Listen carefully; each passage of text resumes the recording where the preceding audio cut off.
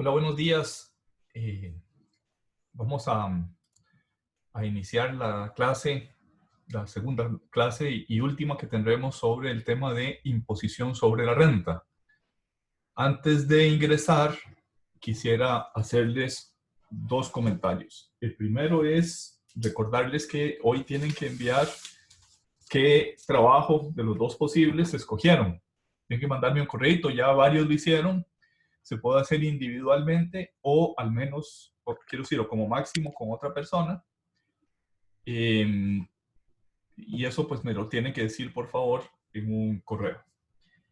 En segundo lugar, algunos me han preguntado, los que han escogido el caso número 2, me han preguntado qué quiere decir eso de la misma respuesta a la pregunta anterior, pero respuesta no jurídica. Tal vez ahí lo que es importante es que como abogados no nos corresponde únicamente dar consejos estrictamente jurídicos, sino que a veces nos corresponde dar consejos prácticos, pragmáticos. Y en concreto, digamos, la pregunta 5 de ese caso es una pregunta jurídica y la sexta es una pregunta no jurídica. En la práctica, ¿qué pasa si pago 132,000 colones en lugar de los 300 y pico? ¿Qué pasa en la práctica? ¿Cuáles serían los efectos que probablemente sucederían? Eh, Porque me parece que el cliente también es una de las cosas que seguramente tendría que tomar en cuenta.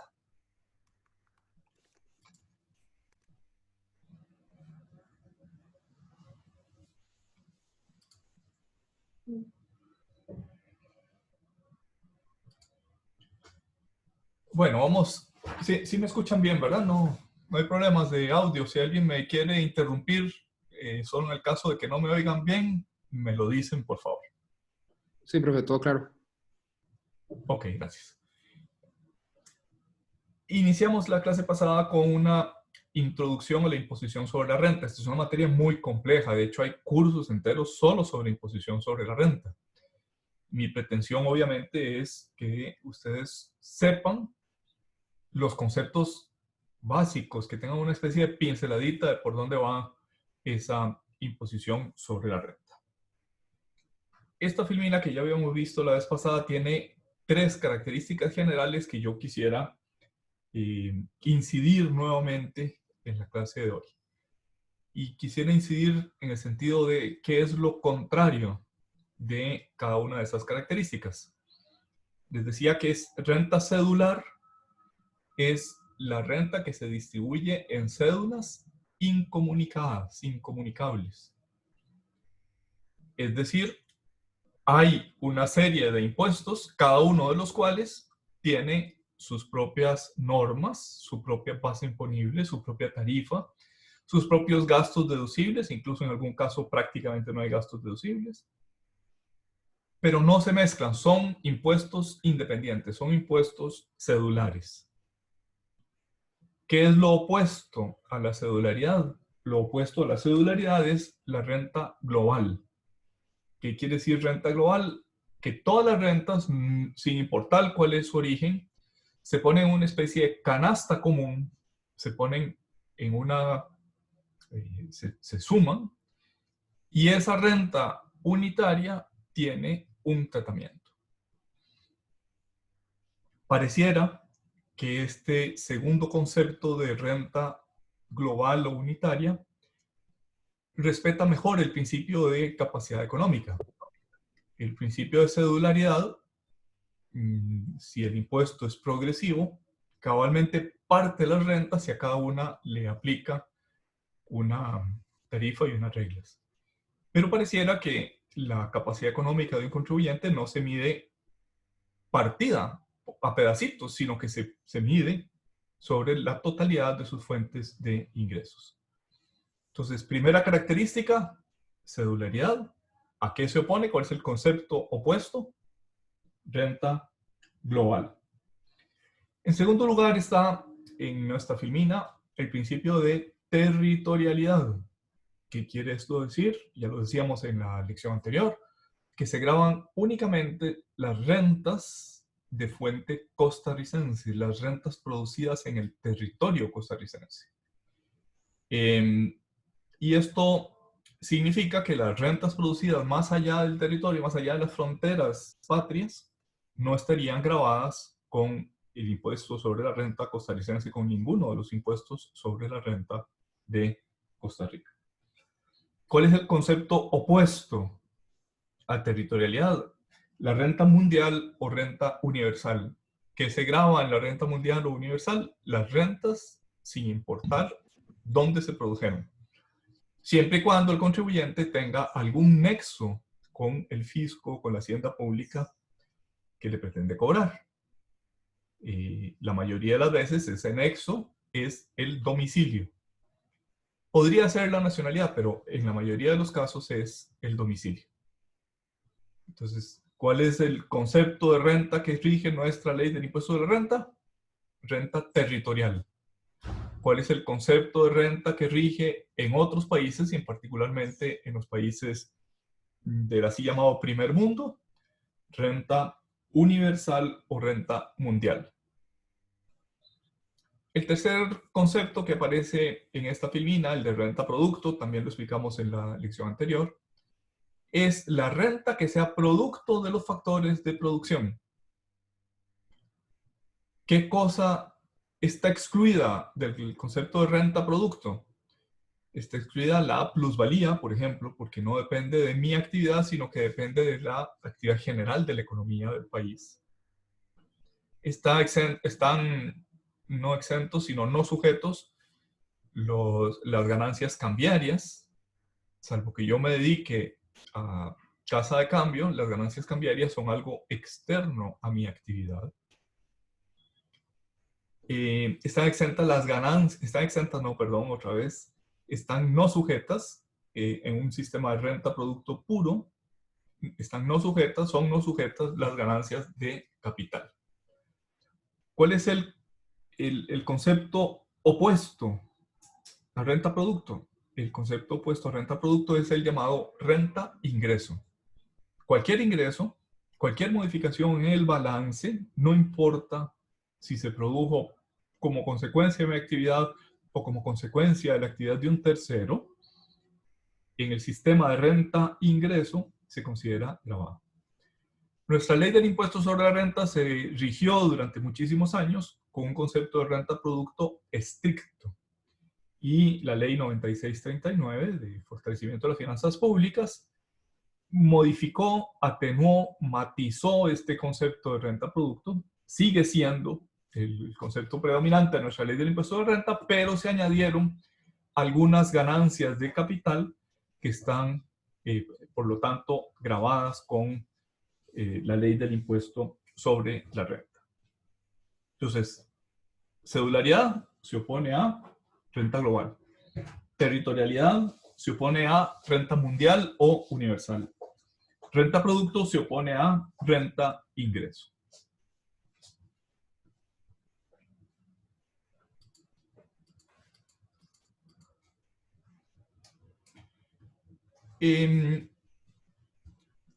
Algunas normas del artículo 1, algunos párrafos del artículo 1, y interpretados en conjunto con otras disposiciones de la ley del impuesto sobre la renta, pareciera que se mueven en el sentido de renta global, es decir, que rompen la cedularidad.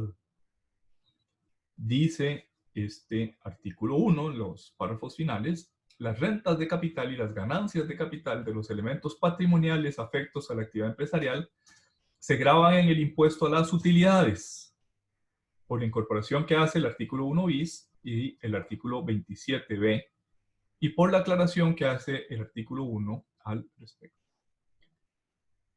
Esto es, mientras que el artículo 1 grava, o en general el título primero grava las rentas producto de la puesta en acto de los factores de producción. ¿Se acuerdan que vimos de que esos factores eran tierra, trabajo, capital? Que incluso se denomina a la renta territorial la que proviene de los capitales invertidos, los servicios prestados y los bienes situados en el territorio costarricense. Pero esto implica no solo la situación, sino implica el ponerlos en juego, el organizarlos para que produzcan renta. Pues bien, esas rentas que podríamos llamar empresariales de manera general o profesionales en el caso de los profesionales independientes, se ven incrementadas con otros factores que son los elementos patrimoniales y que producen ganancias o pérdidas de capital. Entonces, esas ganancias o pérdidas de capital, esas rentas de capital y esas ganancias o pérdidas de capital se incorporan en el impuesto del título primero, en el impuesto del artículo primero de la ley del impuesto sobre la renta, dependiendo del concepto de afectación. ¿Qué quiere decir afectación? Quiere decir sometimiento a la actividad empresarial o profesional. Dicho en otras palabras, esa afectación es consecuencia de la voluntad del contribuyente. Es el contribuyente el que decide afectarlos, someterlos a. Es una decisión libre. Es una decisión estable. No se vale someterla ahorita y después quitarla y después someterla, etc. No, es el sometimiento del, por ejemplo, del inmueble que yo alquilo, quiero decir que doy en alquiler, lo someto a mi actividad empresarial porque yo me dedico a alquilar inmuebles. Entonces eso no es una renta de capital, el arrendamiento, sino que es una renta empresarial, una renta del impuesto a las utilidades. Supongamos que, es un ejemplo que también vimos en la lección pasada, yo soy abogado, tengo mi casa de habitación y destino una habitación de mi casa a oficina. Tengo aquí mi biblioteca, tengo aquí mi computadora, mi conexión a internet, etc. Bueno, pues hice una afectación parcial de mi patrimonio personal, lo afecté parcialmente a mi actividad empresarial. Yendo más allá, supongamos que alquilo, quiero decir, doy en alquiler de las habitaciones de mi casa una tercera habitación. O sea, hay una donde vivo, hay otra donde trabajo y hay otra que doy en alquiler a un colega abogado. Compartimos una secretaria, compartimos una recepcionista, compartimos un mensajero, compartimos la conexión a internet, nos ayudamos mutuamente. Si yo no puedo atender un cliente, lo atiende él por mí y viceversa. ¿Qué quiere decir? Que otro elemento de mi activo patrimonial, mi casa, ya no la oficina que yo utilizo, sino la oficina que doy en arrendamiento, también afecta a la actividad empresarial. Por tanto, esa renta de alquiler que yo le doy al colega no está en el impuesto a las rentas de capital, sino que está en el impuesto a las utilidades. No está en la segunda cédula, sino en la primera cédula. El párrafo quinto del artículo 1, ya también lo mencionamos, pero quiero reforzar ese concepto, habla de que esas rentas pueden estar afectas o sujetas a una retención considerada como impuesto único y definitivo. En el caso del arrendamiento al colega, el colega debería retenerme un 15% de ese alquiler y se lo entrega al fisco. Y ese es un impuesto único y definitivo. Pues bien, lo que dice este párrafo es que cuando haya afectación de ese inmueble al que en principio le correspondería un impuesto sobre las rentas y ganancias de capital, cuando haya afectación a la actividad empresarial o profesional, por tanto le corresponde el impuesto a las utilidades, la retención deja de ser única y definitiva para convertirse en una retención a cuenta del impuesto a las utilidades.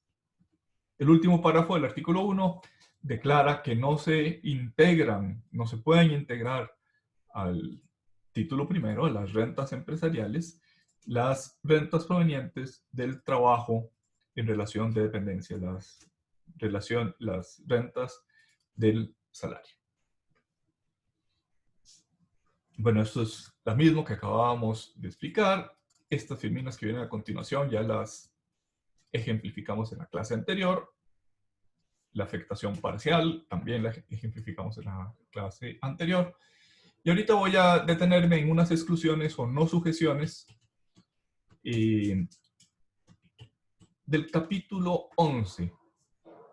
Tal vez interesa señalar que la ley del impuesto sobre la renta tiene muchas reformas, que esa ley del impuesto sobre la renta tiene unas reformas que no siempre son coherentes entre sí, que la numeración es muy complicada y que además la sistemática de la ley, producto de haber sufrido tantas reformas, algunas de ellas inconexas entre sí, esa sistemática está muy mal, es difícil de seguir. Entonces, tal vez como para que lo tomen en cuenta, cuando menciono título primero, estoy hablando del impuesto a las utilidades. No obstante, el capítulo 11 del título primero contiene otra cédula completamente distinta. El capítulo 11 son, a pesar de estar en el título primero, debió haber sido un título aparte, a pesar de estar en el título primero, es las rentas de capital y las ganancias y pérdidas de capital.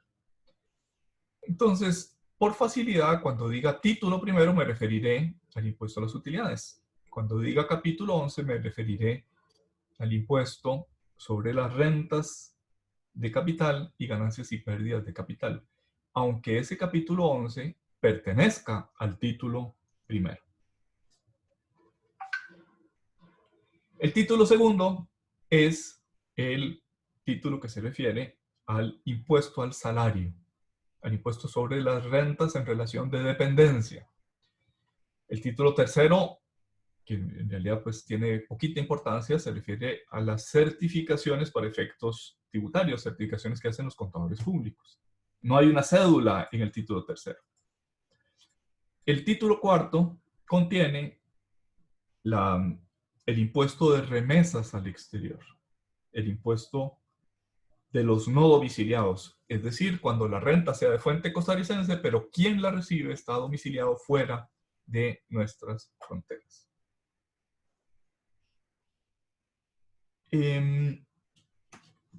Las ganancias de capital, es decir, estamos hablando del capítulo 11, creo que me equivoqué, antes dije capítulo 9, no, pero es capítulo 11, las rentas y ganancias de capital y las ganancias y pérdidas de capital están en el capítulo 11. Están en una cédula, están en la cédula de ese impuesto. Sin embargo, si derivan de bienes o derechos afectos a la actividad lucrativa, o bien cuando constituyan una actividad habitual, entonces son atraídas a una especie de fuero de atracción del título primero, del impuesto a las utilidades. Se declaran exentas las ganancias de capital por la venta de acciones obtenidas por sociedades que desarrollan una actividad lucrativa en la parte correspondiente a las utilidades no distribuidas. Tal vez me detengo un minuto para explicar qué quiere decir esta frase. Cuando yo compro una sociedad que está siendo utilizada para una actividad lucrativa, esto es un negocio en marcha, el precio de la compra de esas acciones tiene varios elementos. Uno de esos elementos es lo que podríamos llamar el know-how, cómo se hace este negocio, el lugar, la plaza. Si yo compro la Universal, la tienda de Universal, pues sé que tiene una plaza en un lugar muy bueno en la esquina sureste de la Sabana. Estoy pagando por eso. Pero también hay un componente del precio que son las utilidades no distribuidas, pendientes de distribución, es decir, el resultado económico de los años anteriores que no ha sido distribuido en forma de dividendos. ¿Por qué forma parte del precio, pues forma parte del precio porque una vez que yo compre esa sociedad o acciones de esa sociedad, tendré derecho a la distribución de esas utilidades, aún en el caso de que se hayan producido en fecha anterior a la compra. Pues bien, lo que declara exenta la norma, lo que declara exento el capítulo 11, es la parte del precio que produce una ganancia de capital que corresponde a utilidades no distribuidas. Eso está exento. ¿Por qué está exento? Porque va a estar grabado cuando se distribuyan esas utilidades en una renta de capital diferente, ya no es una ganancia de capital, sino es una renta de capital diferente llamada dividendos. No obstante, pues esta exención se refiere únicamente a las utilidades no distribuidas, no al componente especulativo.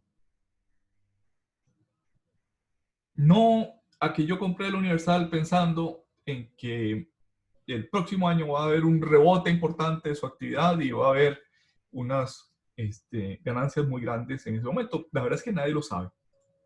Solo se refiere esa ganancia de capital a la parte atribuible a las utilidades no distribuidas. Otra exención que está en el artículo 6H es la distribución de dividendos cuando el socio sea otra sociedad de capital domiciliada en Costa Rica, siempre que esta última desarrolle una actividad económica y esté sujeta a este impuesto. ¿A cuál impuesto? Al impuesto a las utilidades, al impuesto del título primero.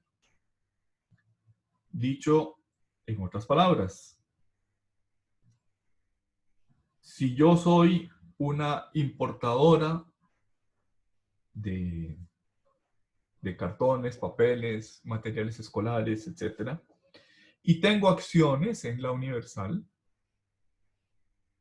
yo los importo y se los vendo a la Universal, pero además tengo acciones en Universal, el dividendo que pague la Universal a ese importador, como ese importador desarrolla una actividad económica sujeta al impuesto a las utilidades, ello está exento. ¿Qué se pretende? Se pretende que eso esté grabado cuando los dividendos se entreguen a personas físicas.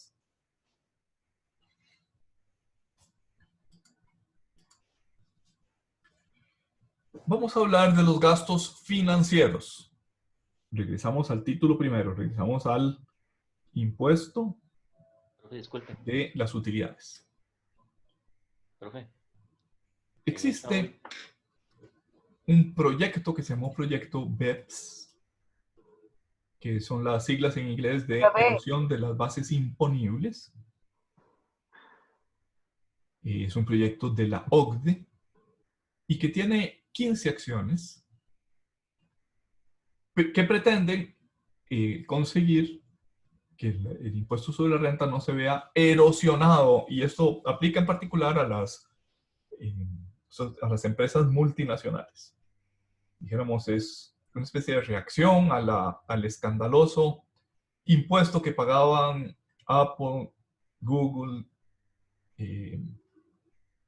Facebook, en varios países, en particular en Europa, que eran unas sumas realmente ridículas. ¿Y cómo lo hacían? Bueno, pues lo hacían erosionando la base imponible que era atribuible a esos países. Se llevaban esa base imponible por una serie de mecanismos que tal vez no hace falta explicar en este momento. Se la llevaban para lugares, por ejemplo las Bahamas, por ejemplo las Islas Vírgenes Británicas, por ejemplo varios países caribeños que no tenían imposición a las utilidades, y por tanto toda la utilidad dejaba de pagar en Europa o dejaba de pagar en muchos otros países para pagar en estas jurisdicciones llamadas paraísos fiscales. Pero como esos paraísos no tenían ese impuesto o tenían una tasa muy preferencial, pues la verdad es que eran empresas que obtenían una gran cantidad de ingresos y que pagaban muy poco impuesto. No solo esto es el origen de esas acciones BEPS, también hay otros elementos. Por ejemplo, la necesidad de adecuar conceptos tributarios del siglo pasado, del siglo XX, a la nueva economía, que es una economía basada en básicamente la economía electrónica, o la economía digital, o la economía a través de Internet. Veo que Leonardo dice hola, profesor. Hola, Leonardo, ¿querías preguntar algo? Sí, me escucha. Profe, ¿me escucha?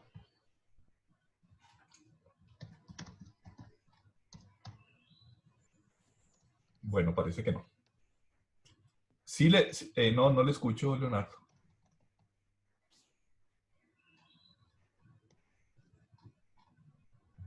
Sí.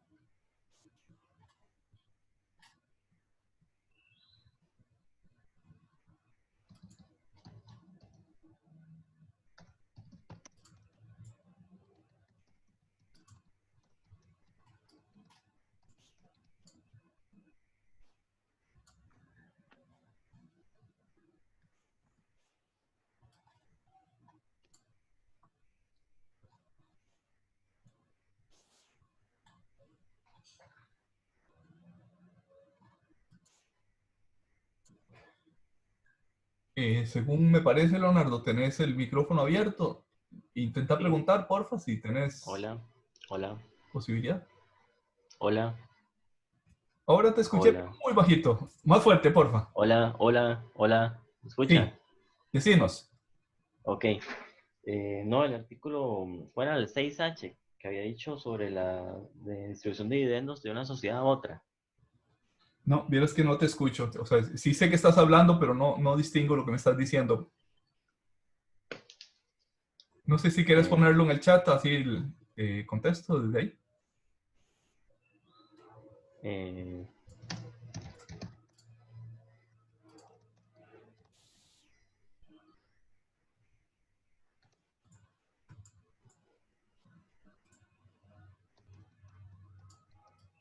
Bueno, si querés, Leonardo, me mandas la pregunta por el chat, o si querés me la mandas por correo electrónico. Con todo gusto, si llega más o menos temprano, la intentaré contestar hoy mismo, y si no, en la clase del próximo jueves.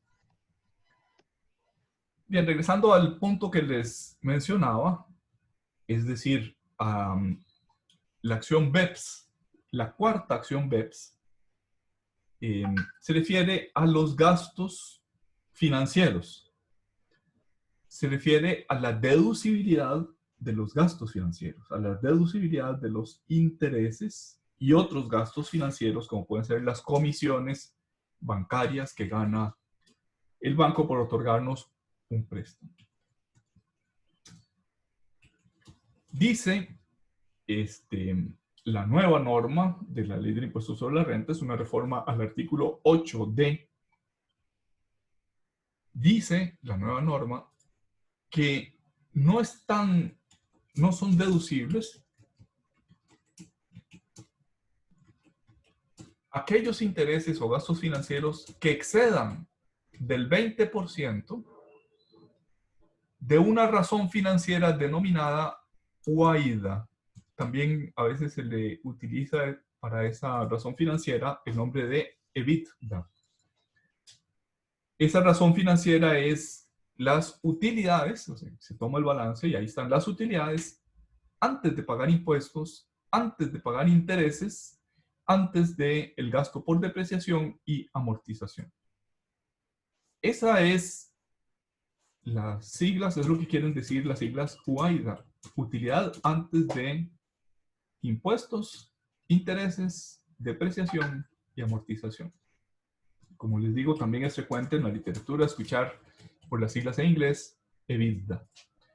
Entonces, si los intereses que yo pago superan el 20% de esa razón financiera, el exceso no es deducible.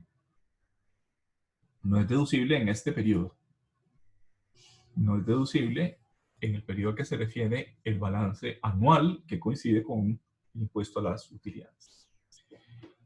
Sin embargo, si en el periodo fiscal siguiente no superé ese 20%, el gasto que no pude deducir en este periodo lo puedo deducir en el próximo periodo. Ahí dice sin límite, pero en realidad lo que quiere decir es siempre que no exceda el límite del 20% del UAIDA. Si los intereses se los pago a una entidad supervisada por CONACYF, o bien a un banco en el exterior supervisado por un ente similar al CONACYF, por ejemplo la banca panameña, o si lo pago en proyectos de banca para el desarrollo o proyectos de infraestructura, pero no cualquier infraestructura, sino la infraestructura pública, la infraestructura que se contrata mediante contratación administrativa con un ente público. Esos préstamos no tienen el límite de deducibilidad de esos intereses. Esto es lo que aparece en la columna de la izquierda. Lo que aparece abajo en la columna de la derecha, de la filmina que ustedes tienen a la vista, es que las entidades supervisadas, incluso cuando formen parte del grupo económico, no se ven limitadas por ese máximo a deducir del 20% de la razón financiera UAIDA.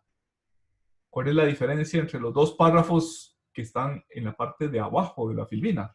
En el lado de la izquierda, eso es para todos los contribuyentes que paguen impuestos, que paguen intereses o que obtengan préstamos de entidades supervisadas por CONACYF. Y en la columna de la derecha son las entidades mismas supervisadas por CONACYF que obtengan préstamos unas de otras o incluso del exterior. Tampoco cuando obtengan préstamos o financiamiento de parte de su propio grupo de interés económico. Es decir, este límite no aplica ni para préstamos formales otorgados por entidades supervisadas, ni a las propias entidades supervisadas. Ya lo decíamos, el exceso, lo que no puedo deducir en un año, lo puedo deducir en periodos sucesivos hasta que se agote. Obviamente, siempre que en los periodos sucesivos no supere el 20% del UAIDA.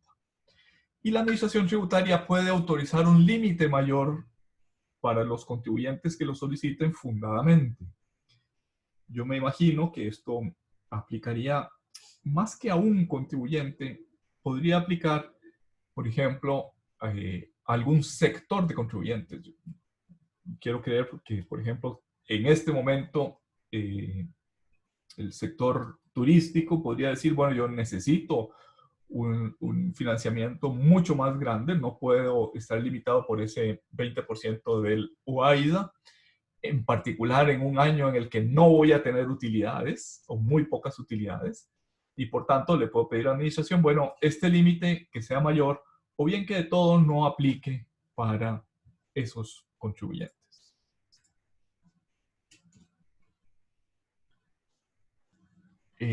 Se añade en el artículo 8 que para las entidades financieras supervisadas, las reservas y las provisiones autorizadas por los órganos de supervisión son deducibles.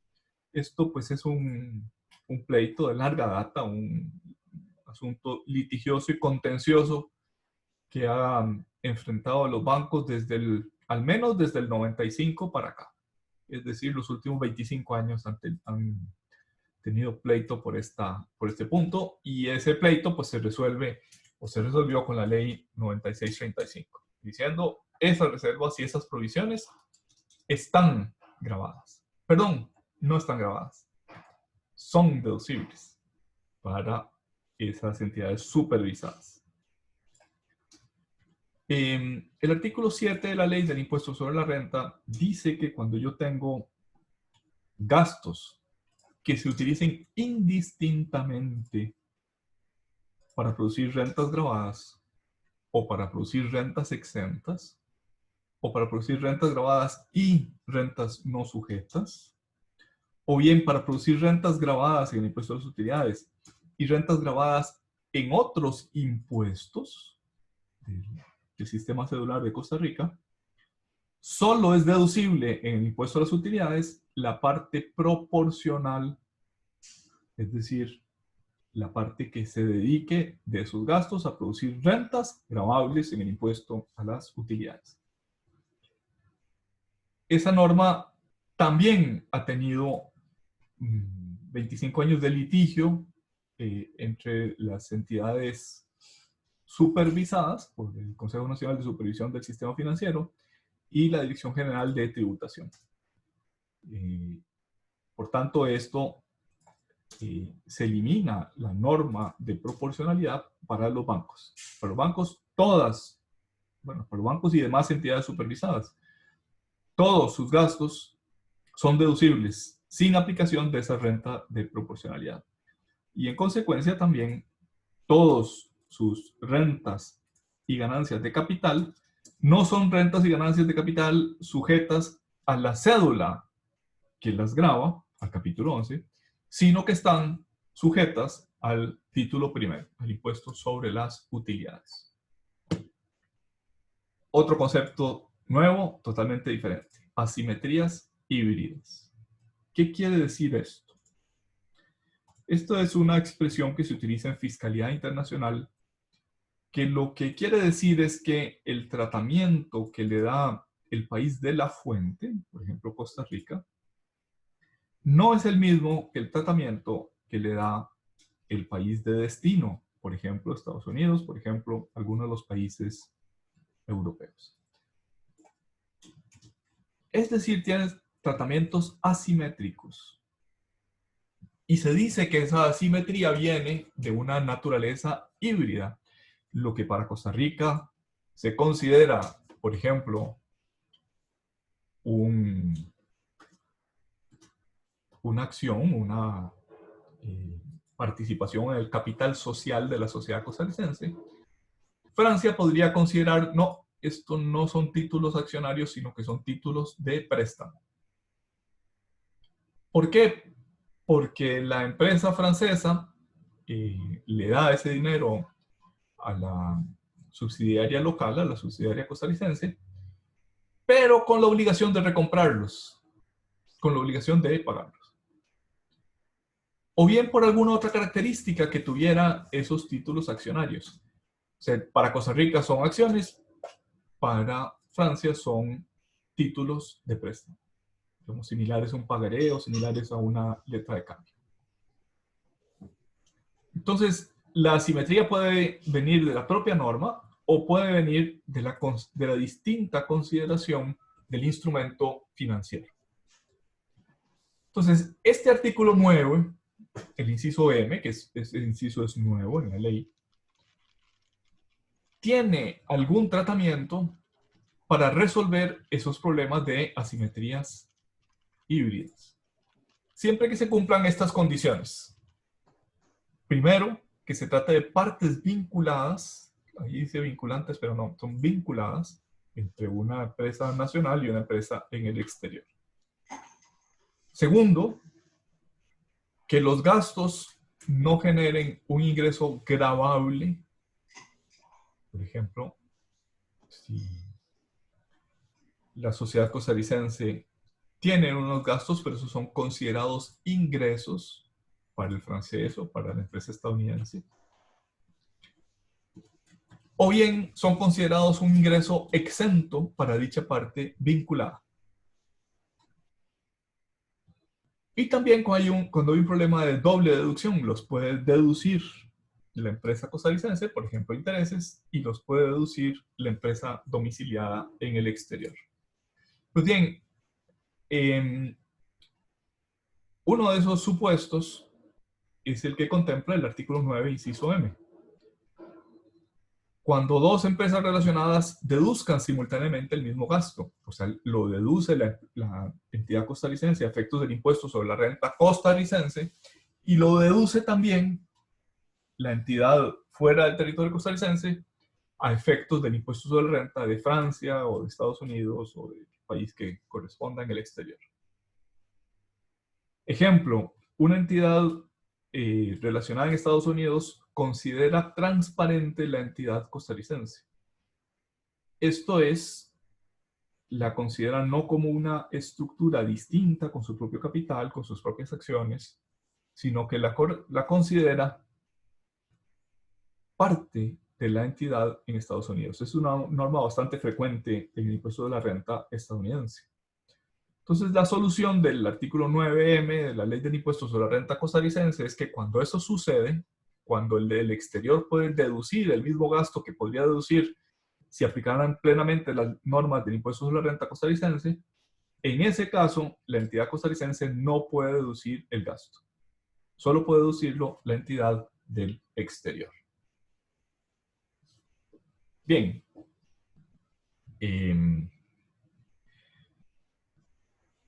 Vamos a pasar a retenciones en la fuente del artículo 23.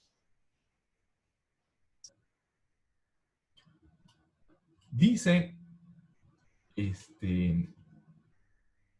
tal vez aquí lo que quiero decir es lo siguiente. Antiguamente, el artículo 23 regulaba todas las retenciones. Ahora regula las retenciones, pero el concepto por el cual debe retenerse está en los artículos siguientes, especialmente a partir del artículo 27. Okay. Entonces, está en el artículo 23, pero en realidad para entenderlo hay que tener a la vista también las normas de los artículos del capítulo 11 de título primero de la Ley del Impuesto sobre la Renta. Las rentas de capital inmobiliario o del capital mobiliario. ¿Cuáles son las rentas de capital inmobiliario? Básicamente arrendamientos. Las rentas que se otorgan en contraprestación por la cesión del derecho de uso de un inmueble. Es una renta de capital inmobiliario. Y las rentas de capital mobiliario son aquellas en las que se cede el uso de un bien mueble. Ejemplo, yo le arriendo, yo soy un empleado, pero le doy en arrendamiento mi vehículo a mi patrono. Le digo, bueno, yo voy a usar en la actividad por la cual me paga un salario, voy a usar mi vehículo, pero quiero que me paguen un arrendamiento. Okay, bueno, pues ese arrendamiento es una renta de capital mobiliaria. La cesión del derecho de uso de ese vehículo.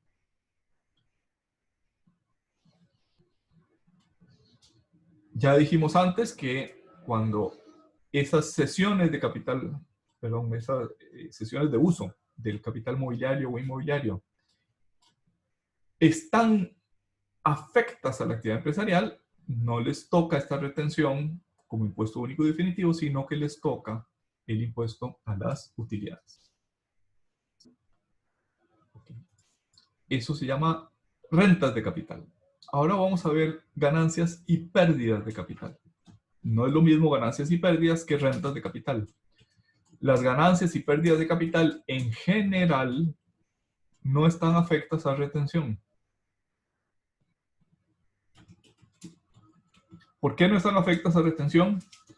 Porque la ganancia o la pérdida de capital es la diferencia entre lo que me costó adquirir el bien de capital y el precio de venta. Y el que me compra ese bien no tiene idea, no sabe, no puede saber cuál es el costo de adquisición. Por eso esas ganancias o las pérdidas de capital no están sujetas a retenciones, de manera general. ¿Cuál es la única que sí está? La ganancia de capital de una participación en un fondo de inversión. Si yo soy inversionista en un fondo de inversión, participo de las ganancias de ese fondo de inversión. Digamos, si es un fondo de inversión inmobiliaria que se dedica a comprar y vender inmuebles, se dedica habitualmente a la obtención de ganancias de capital. Pues esa ganancia de capital que tiene un elemento exento, tiene otro elemento que no está exento. El elemento que no está exento está sujeto a retención de las ganancias o pérdidas de capital. ¿Quiénes están obligados a practicar retención? Están obligados a practicar, de acuerdo con el artículo 23, los emisores los agentes pagadores, las sociedades anónimas y otras entidades públicas o privadas que en función de captar recursos del mercado financiero resulten exigibles o paguen intereses o concedan descuentos sobre pagarés y toda clase de títulos valores a personas domiciliadas en Costa Rica. Resulten exigibles es una frase que quiere decir que paguen intereses o que los intereses, aunque no estén pagados, estén devengados, sean exigibles por parte de aquel que los obtiene. Entonces, ¿quién es el obligado a retener? El emisor del título valor, o bien el agente pagador en el caso de que no coincida con el emisor, o las sociedades anónimas en algunos casos que emiten papel, emiten títulos de deuda. Y quizás lo que me interesa es que esa obtención sea en función de captar recursos del mercado financiero.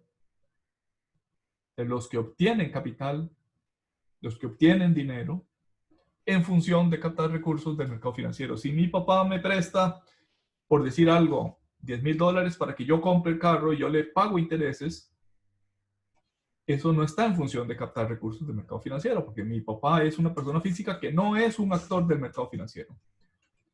Y por tanto, yo no le puedo retener a mi papá en la fuente un porcentaje de esos intereses que le pague. Él tiene que declararlos. Solo están obligados a retener a aquellos que captan recursos del mercado financiero en esas rentas de capital mobiliario, en concreto, rentas que son de intereses por el uso del bien mueble llamado dinero. Los intermediarios que intervengan o quienes efectúen una recompra o un reporto de valores, esos intermediarios están obligados a practicar una retención de la renta de capital, perdón, de la ganancia de capital que se produce en esa recompra o en ese reporte. ¿Quiénes son los intermediarios? Pues básicamente la bolsa de valores o los puestos de bolsa. Normalmente es la bolsa de valores porque es la única que sabe cuál es el valor de costo de un bien, de un título valor que se compró y después se recompró o reportó.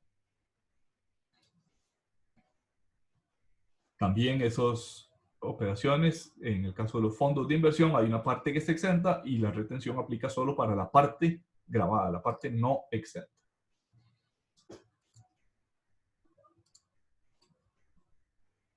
¿Cuál es el hecho generador? Dice el artículo 27 bis, la obtención de toda renta en dinero o en especie derivada del capital y de las ganancias o pérdidas de capital realizadas que provengan de bienes o derechos del contribuyente siempre que no estén afectos a la obtención de rentas grabadas en el impuesto a las utilidades. Okay. Renta en dinero o en especie derivada del capital, eso se llama rentas de capital. Y las ganancias o pérdidas de capital realizadas, es decir, cuando el bien se vende, se enajena, cambia de propietario, eso quiere decir realizadas, después regresaremos a este punto de realización. Pero la ganancia de capital o las pérdidas de capital realizadas, ese es el hecho generador del impuesto. No forman parte del hecho generador cuando se trate de bienes que estén afectos al impuesto a las utilidades. Ya lo hemos dicho varias veces. Son mutuamente excluyentes este impuesto sobre las rentas y ganancias de capital y pérdidas de capital. Es excluyente del impuesto a las utilidades. Las rentas de capital y las ganancias y pérdidas de capital, hemos dicho antes, están en el capítulo 11. El impuesto a las utilidades está en el título primero. Se añade en la descripción del hecho generador que las diferencias cambiarias están grabadas. ¿Qué quiere esto decir? Que algo que no estaba sujeto hasta la ley 9635 empieza a estar sujeto de acuerdo con la reforma de la ley 9635.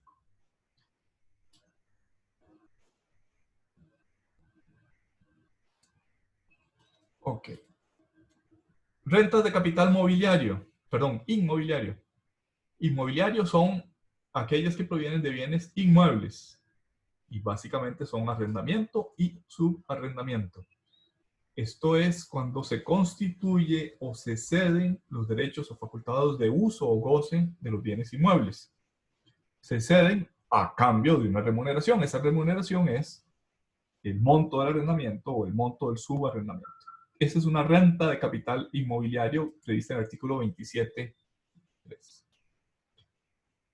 Cuando el contribuyente obtenga rentas de capital inmobiliario, en principio le corresponde el impuesto del capítulo 11. No obstante, si para la generación de esas rentas de capital inmobiliario tenga contratado como mínimo un empleado, tiene la opción, la posibilidad, la libertad de tributar en el impuesto a las utilidades en lugar de tributar en el impuesto sobre las rentas de capital inmobiliario. Este ejemplo ya lo vimos con alguito detalle en la lección anterior y nada más resaltar que esa opción, esa elección del contribuyente tiene que comunicarse a la administración tributaria antes del inicio del periodo fiscal y una vez ejercida la opción no puede cambiarse más que después de 5 años. Me pareció que había una pregunta. Sí, profe, pero ya listo. Listo. Ya está. Bueno. Ok. Las anteriores eran rentas de capital inmobiliario y las de esta filmina son rentas de capital mobiliario. Es decir, que derivan de un bien mueble. Entre ellas, las rentas en dinero o en especie obtenidas por la cesión a terceros de fondos propios. ¿Qué es la cesión de un fondo propio? Eso es una forma técnica de llamarlo préstamo. Cedo a un tercero a cambio de un interés parte de mis fondos, de mi capital. Esa renta, esos intereses, son una renta de capital mobiliario sujeta a este artículo 27.3. También son rentas de capital mobiliario las obtenidas por arrendamiento, subarrendamiento, constitución o cesión de derechos de uso o de goce de bienes muebles. Por ejemplo, la compañía que le arrienda a mi oficina el equipo de cómputo y las impresoras y los routers de internet, le está arrendando un bien mueble. Por tanto, la renta que obtiene por ese arrendamiento, por esa cesión del derecho de uso o de gozo, está sujeta a este impuesto del artículo 27.3. También están sujetos, aunque hay que decir que en algunos casos están no solo sujetos, sino también exentos, y en otros casos tributan conforme al título segundo, pero no nos adelantemos. Los planes de beneficio del régimen obligatorio de pensiones, el fondo de capitalización laboral, y también los fondos de planes de pensiones voluntarios. Obviamente, si yo soy un empleado y ese plan de pensión voluntario, que suele llamarse pensión complementaria, me lo da mi patrono, tributa conforme al impuesto al salario, no conforme al impuesto del capítulo 11. También forman parte de las rentas de capital mobiliario las distribuciones de renta disponible. ¿Qué es la renta disponible? Esa es la renta básicamente de las sociedades después de pagar el impuesto a las utilidades. Vendí 100, mi costo de venta era 50, mi renta neta era 50, sobre esa renta de 50 pagué 15, por tanto me quedan 35 para mi disposición, para distribución, en forma de dividendos, de participaciones sociales o de excedentes en el caso de las cooperativas y de las asociaciones solidaristas. O sea, todo lo que sea asimilable a un dividendo, el dividendo normalmente lo pagan las sociedades anónimas, En las cooperativas eso no se llama dividendos, sino que se llama excedentes, y lo mismo en el caso de las asociaciones solidaristas, están sujetos a esta renta de capital mobiliario.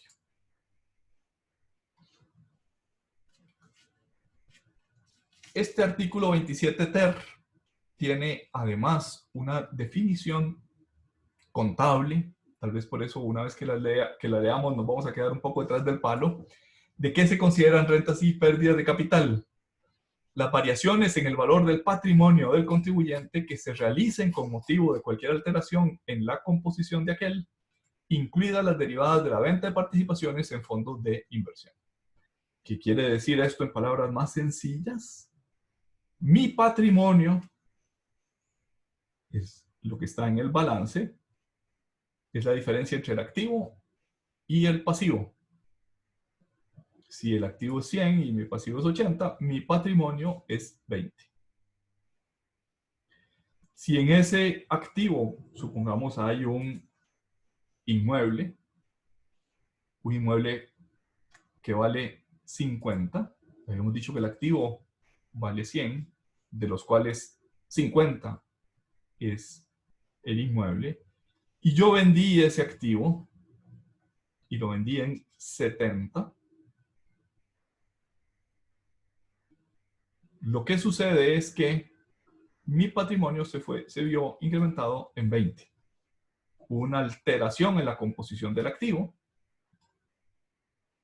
Ya no tengo 100, sino que ahora tengo 50. Pero además, con motivo de esa alteración del activo, tengo un patrimonio que se incrementó en 20. Si se trata de utilidades que tributen de acuerdo con el artículo 8F, es decir, los bienes depreciables, corrijo, mi ejemplo fue muy malito porque los inmuebles, los edificios son depreciables. O sea que corrijo lo que dije inmediatamente antes. Esa ganancia de capital es renta ordinaria, la del inmueble. Si en cambio vendí tal vez una marca, tal vez un elemento de propiedad intelectual, eso produjo una ganancia o pérdida de capital, eso está sujeto al capítulo 11. ¿Quiénes son contribuyentes? Todos, personas físicas, jurídicas, entes colectivos, con o sin personalidad jurídica, los fondos de inversión, etc. Son contribuyentes de las rentas de capital y de las ganancias y pérdidas de capital. ¿Quiénes están exentos? Las rentas y ganancias de capital que obtengan los fondos y planes de pensiones, así como el Fondo de Capitalización Laboral y el sistema de pensiones y jubilaciones del Magisterio Nacional. Noten que lo que está exento es el fondo o el que lo administra. Obviamente, cuando ese fondo sea distribuido, el Fondo de Capitalización Laboral, cuando se le entregue al trabajador, ahí podría haber un impuesto. Está exenta también la distribución de dividendos en acciones nominativas.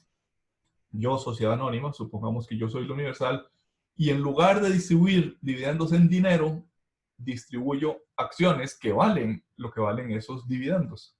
Esa distribución de dividendos en acciones nominativas o en cuotas sociales de la propia sociedad, eso está exento. Siempre que el socio sea otra sociedad domiciliada en Costa Rica, que desarrolle actividad económica y que esté sujeta al impuesto a las utilidades. O también que sea una sociedad controladora de un grupo o conglomerado financiero regulado por el CONACYT.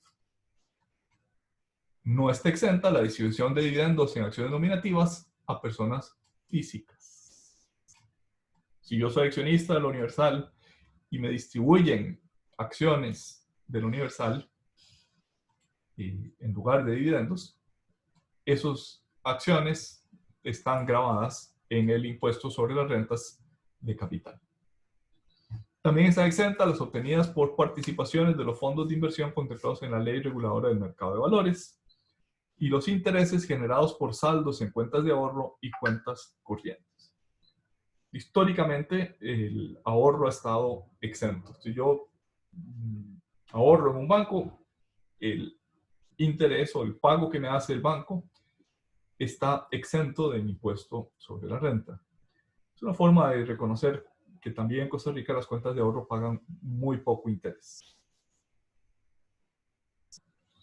También están exentas las rentas y las ganancias de capital obtenidas por subvenciones del Estado. ¿Qué es una subvención? Es una donación que hace el Estado para salud, digamos, en este momento el bono proteger, o para vivienda, o para alimentación, o para educación.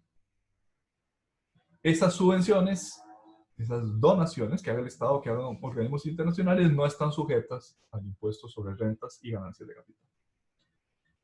Es una ganancia de capital, pero no está sujeta, o mejor dicho, está sujeta, pero está exenta, la transmisión de la vivienda habitual del contribuyente. Si yo vendo mi casa, aún en el caso de que esté a nombre de una persona jurídica, ello está exento del impuesto sobre las rentas y ganancias de capital. Igualmente, están exentos la enajenación ocasional de muebles o derechos no sujetos a inscripción en el registro público. Si se tratara de inmuebles, todos los inmuebles están sujetos a inscripción. Si se enajenan ocasionalmente, es decir, no de manera habitual, no de manera permanente, están exentos. Sin embargo, si se trata de un título de valor y el transmitente es una persona física y lo transmitido está afecto a su actividad lucrativa, pues forma parte no de la exención del artículo 28 bis, sino que forma parte de la renta gravable en el artículo 1 de la ley, en el título primero.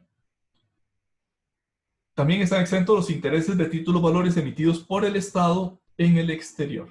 Cuando Costa Rica emite deuda, es probable que ahora emita en gran cantidad, los intereses no están, a pesar de ser renta de fuente costarricense, no están sujetos.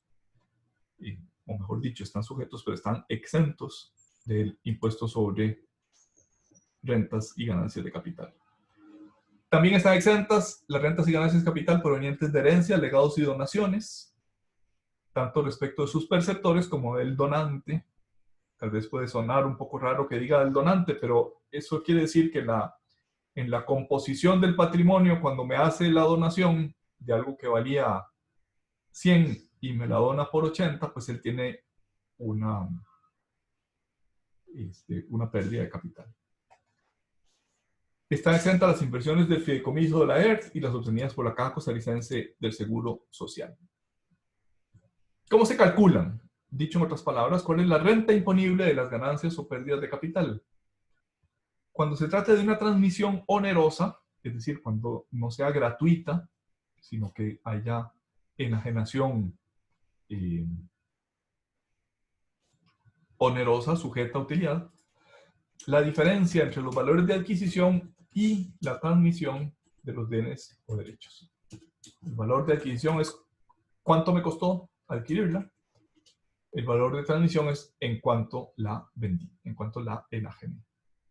Si la transmisión no es onerosa, sino gratuita, el valor de mercado de los bienes o derechos que se incorporen al activo o al patrimonio del contribuyente. Si es una donación, el valor de mercado.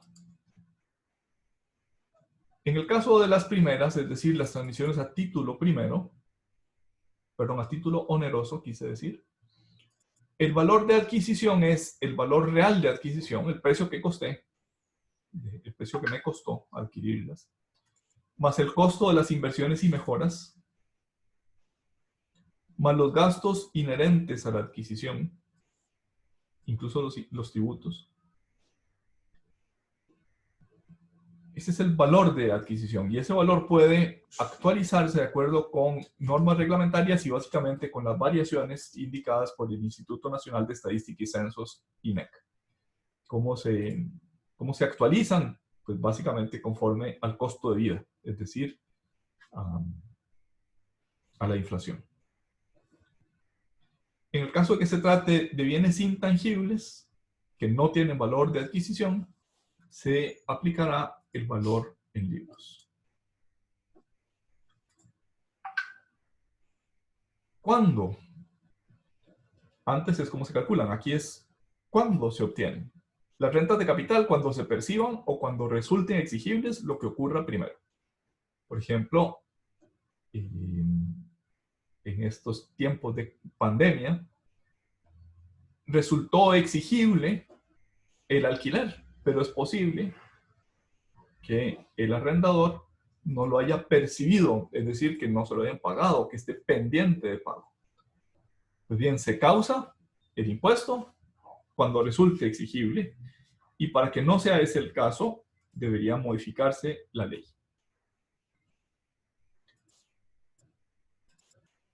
En el caso de eso es el caso de las rentas de capital. En el caso de las ganancias de capital, cuando se produzca la variación en el patrimonio, ahí no puede haber un antes, uno puede ver lo que ocurra primero, puesto que la variación se produce con la enajenación. Lo que ya hemos dicho hasta aquí es que tanto las rentas como las ganancias de capital son impuestos instantáneos, se producen en un instante, no en un periodo fiscal, como el impuesto a las utilidades, sino en el momento en el que haya variación, en el momento en que se perciba el alquiler o en el que resulte exigible el alquiler. Y se pagan, se liquidan y se paga el impuesto en los primeros 15 días naturales del mes siguiente, que presentaron la declaración, declarar y pagar en los primeros 15 días, excepto cuando la renta de capital sea sujeta a una retención.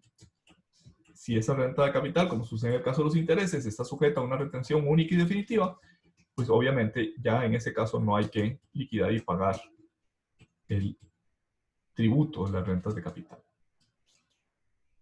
¿Cuáles son las tarifas del impuesto? Está en el artículo 31 ter de la Ley del Impuesto sobre la Renta. La tarifa general es del 15%, tanto para las rentas como para las ganancias de capital. 15% sobre la renta, 15% sobre la ganancia de capital.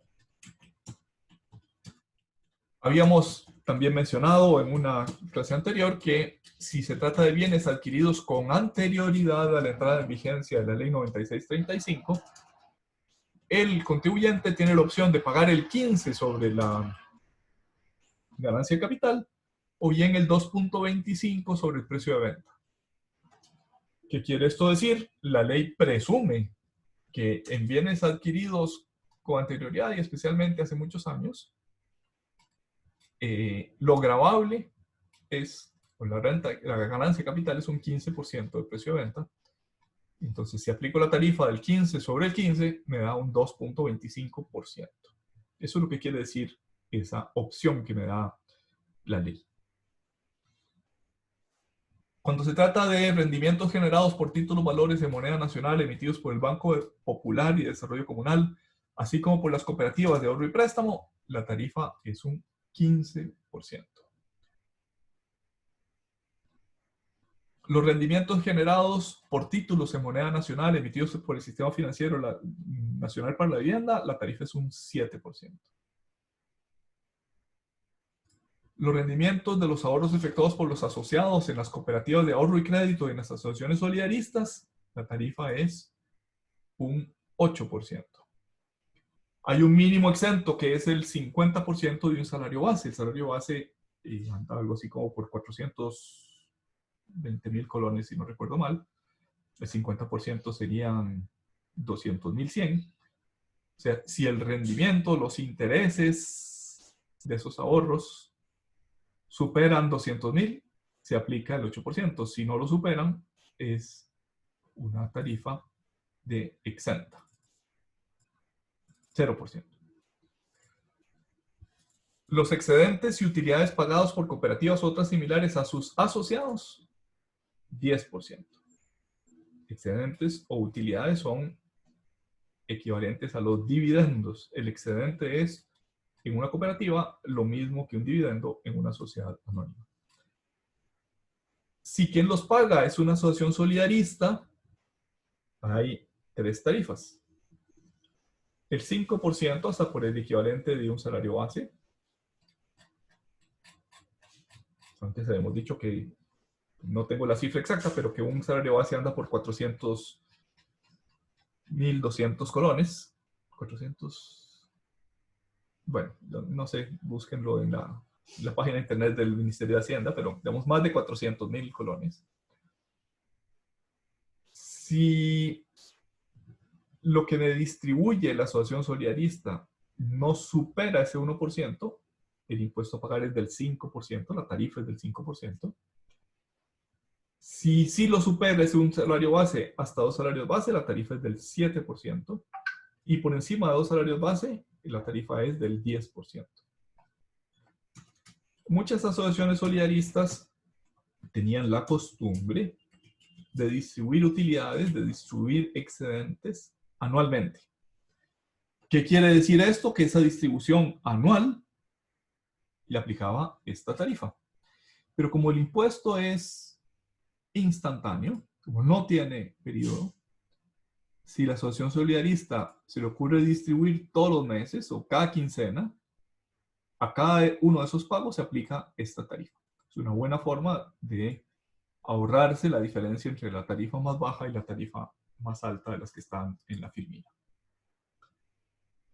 El pagador tiene que retener y reportar a la administración lo que retuvo por cada hecho generador. Tiene que hacer en los primeros 15 días naturales del mes siguiente. Y para algunos hechos generadores puede la administración tributaria disponerse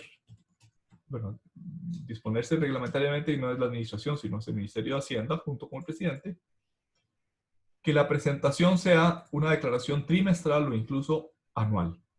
Y también podría, aunque no lo dice expresamente la norma, presentar una declaración no por cada hecho generador, sino por todos los hechos generadores que ocurrieron en la misma fecha. Por ejemplo, la asociación solidarista que distribuye dividendos entre sus asociados, a cada uno que le pague, eso constituye un hecho generador del impuesto. Debería ser una declaración por cada uno.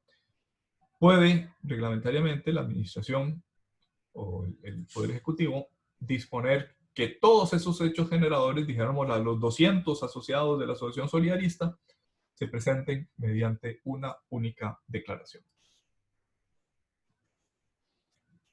Estamos llegando casi al final de nuestra clase. Pasamos abruptamente al título cuarto. Recordarán que el título cuarto es aquel que contiene el impuesto que pagan los no domiciliados, es decir, los domiciliados fuera del territorio costarricense. Cuando se reciben honorarios, comisiones, dietas por servicios personales sin relación de dependencia, la tarifa es del 25%.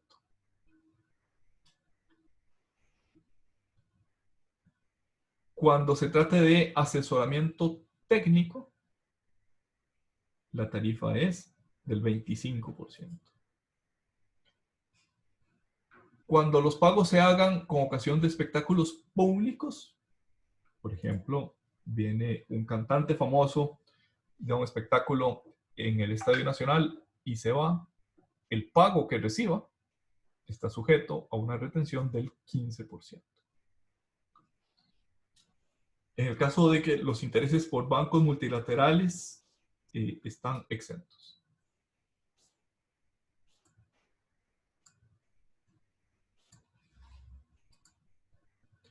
Bueno, esa es nuestra última filmina. Borré sin querer la filmina del impuesto al salario. Les ruego por favor que lean el artículo 32, el artículo 15 y el artículo 32 y 33 de la Ley del Impuesto sobre la Renta. Leanlo detenidamente y hablamos sobre esos 3 artículos el jueves. Preguntas, dudas, aclaraciones hasta hoy. Profe, bueno, primero una del examen y después otra de la materia, bueno, no importa, primero la del examen. Con el correo que había que enviarle hoy, yo se lo mandé por mediación. ¿Está bien así o se lo mando por correo? Perfecto. Perfecto enviarlo por mediación. Ok, perfecto. Y segundo, ¿usted me puede explicar cómo? Estaba leyendo lo de la radial de Lindora con un tema de impuestos entre la UNOP de las Naciones Unidas, de que se le estaban cobrando ciertas cosas. ¿Tiene conocimiento del caso de casualidad? No, no tengo conocimiento. Porque, yéndose ¿cómo se llama? No es la persiana, la diapositiva anterior hablaba de este tema como de préstamos, asesoramiento de bancos o de cosas multilaterales. No, era la última. La última que vimos de bancos.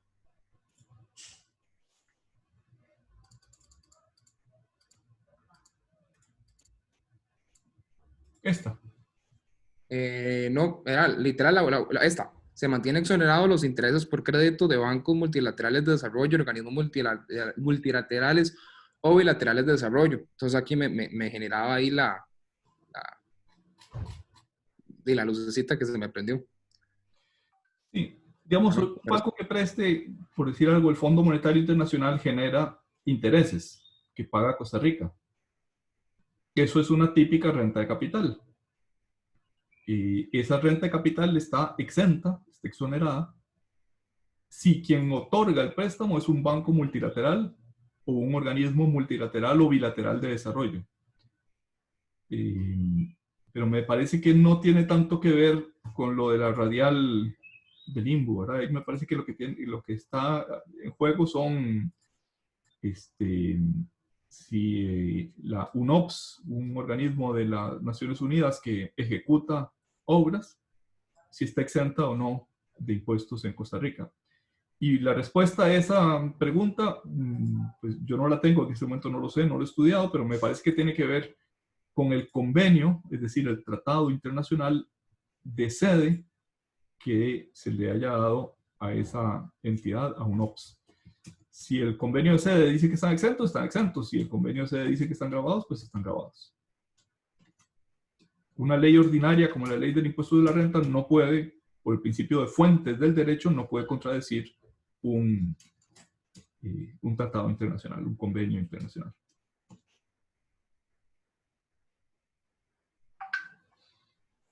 No sé si me fui por las ramas o si era eso lo que querías preguntar. No, exactamente eso.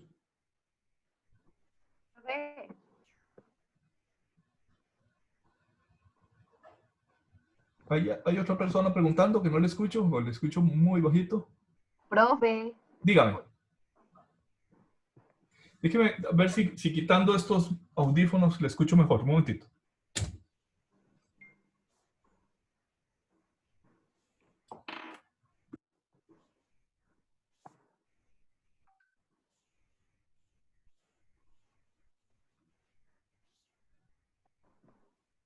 A ver, Mariela, por favor, pregunte otra vez. ¿Ya me escucha, profe? Un pelito mejor, no mucho, pero un pelito mejor y eso que estoy al máximo. A ver. Profe, es una pregunta más como administrativa. ¿Sí? ¿Usted va a elecciones hasta el 26 de junio o se va a extender hasta el 2 de julio? No sé, no sé. Sí sé que hasta una semana antes del examen es lo que entra para el examen. Y de tal manera que la última lección tal vez podríamos dedicarla a repaso, a dudas, a comentarios, a asuntos administrativos. Pero en principio sí pretendo dar clases hasta la fecha que dice la facultad, que creo que es el jueves de la próxima semana. Ok, profe, muchas gracias. Bueno, con gusto.